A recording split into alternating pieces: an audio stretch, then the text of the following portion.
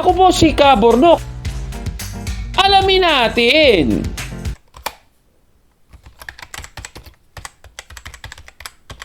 Magandang araw mga kapatid and welcome na naman po sa isang bagong episode dito sa Alamin Natin. Alam niyo po mga kapatid, meron po tayong natanggap na magandang balita at ito po ay ating natanggap sa ating email address sa factbustersph@gmail.com. Hindi ko na po sasabihin kung kay sino po ito nanggaling, pero ito po yung kanyang pahayag. Bro, good day sa inyo.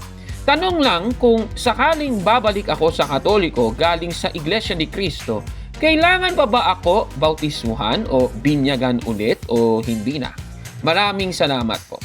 Ating pong sinabi sa kanya na kung nabinyagan na po siyang Katoliko, hindi na po siya maaaring magpabautismo ulit.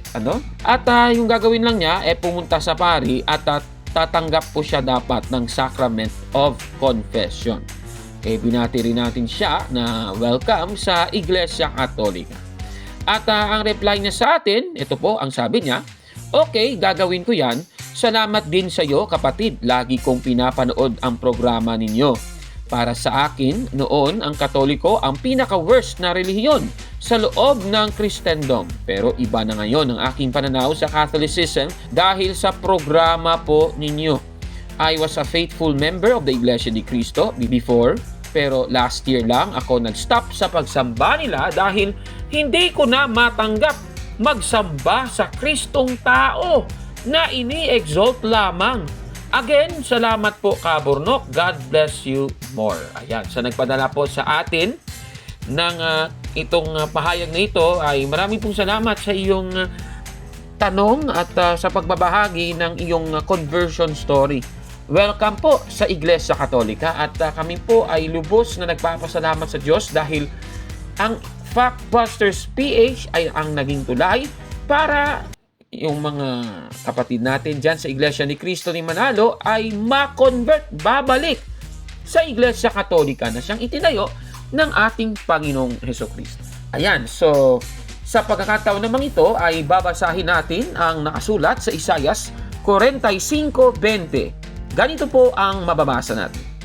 Sinabi ni Yahweh, hali kayong lahat na mga natitirang buhay mula sa lahat ng bansa.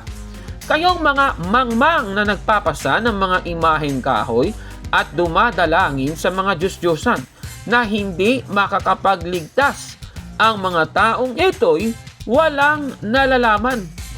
Dito po sa ating nabasa, ang mga tao na nagpapasa ng mga imaheng kahoy at dumadalangin sa mga Diyos-Diyosan, tinawag po ng talatang ito na mga mangmang. At in line with that, may pahayag si kaibigan nating si Rosie Navar. Ito po ang sabi niya. Tanong lang po, bakit kung ano ang ginagawa sa mga Diyos-Diyosan, yan ang ginagawa nyo sa rebulto ninyo? At bakit kayo mga mangmang dahil wala kayong alam? Tapos kinote yung Isaias 45:20. At itong argumentong ito mga kapatid ay natural lang po yan sa mga taga-Iglesia ni Cristo ni Manalo. Katulad nitong nasa chosen servants, marahil miyembro ng Iglesia ni Cristo ni Manalo.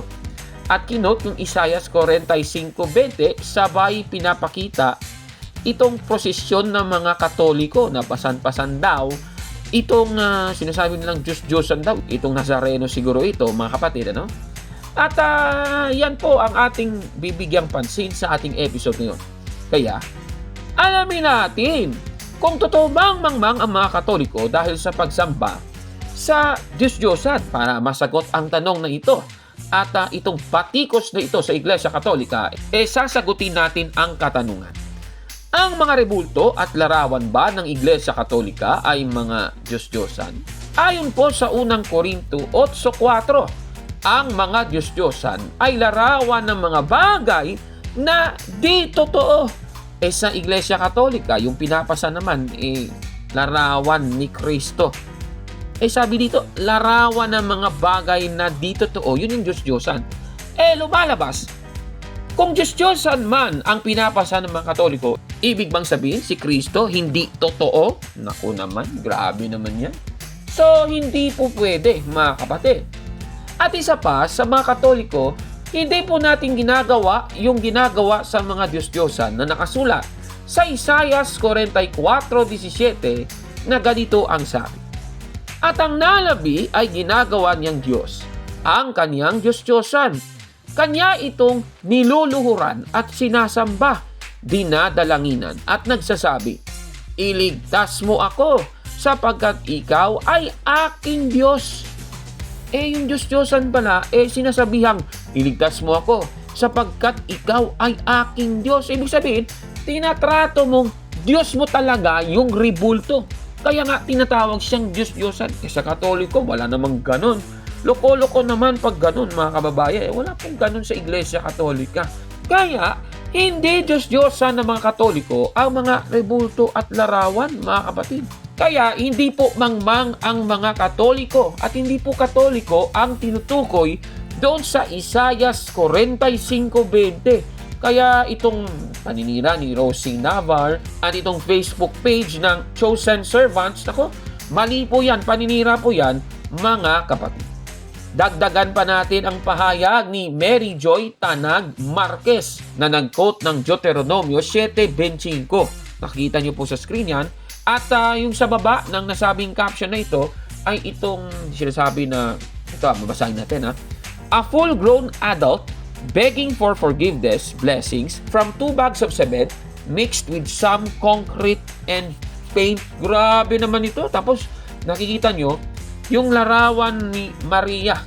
Ayan dyan daw nagbibigay ng dalangin itong lalaki. Grabe naman ito, mga kamabayan. Sige, basahin na nga natin yung kinote. Deuteronomio 7:25, ganito ang sabi. Sunugin ninyo ang kanilang mga Diyos-Diyosan. Huwag ninyong pagnanasaan ang mga pilak o gintong ginamit sa mga iyon, sapagkat ito ang magiging patibong sa inyo, dahil iyon ay kasuklam-suklam kay Yahweh. Dito po sa talata, Diyos-Diyosan ang binabanggit. Sa Iglesia Katolika, kagaya ng ating sinabi kanina, unang Korinto 8:4, ang mga Diyos-Diyosan ay larawan ng mga bagay na di totoo. Kung iti-take into account natin yung larawan ni Maria, lumalabas si Maria pala ay hindi totoo. Kaya nga naging Diyos-Diyosan ng mga Katoliko ito. Ako naman, grabe naman. Hindi naman po natin ginagawang Diyos yung larawan ni Maria. Ako naman.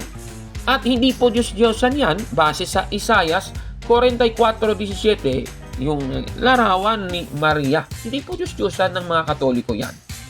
Kaya ito, mali din, mga kapatid. Ito talagang si Mary Joy Tanag Marquez, mali din po, mga kababayan. Ano po masasabi niyo sa ating episode ngayon? Paki-comment po sa baba, mga kapatid. At kung like mo ang video na ito, paki-smash ng like button at mag-subscribe sa ating YouTube channel, Factbusters PH. Hanggang sa susunod naman na pagsagot sa katanungan. Ako po si Caborno at ito ang inyong Alamin Natin. Mga kapatid, magandang araw po at kapayapaan ay maghari sa ating isipan at sa ating puso. At follow and subscribe, Factbuster PH at The Beloved Catholic sa Facebook page ni Caburnok. At abangan nyo si Caburnok, no? Dahil marami siyang i-reveal na mga maling aral at matutuhanan natin ang katotohanan. Dahil ang katotohanan ay magbigay sa atin ng tunay na kalayaan. God bless! I am Catholic, I am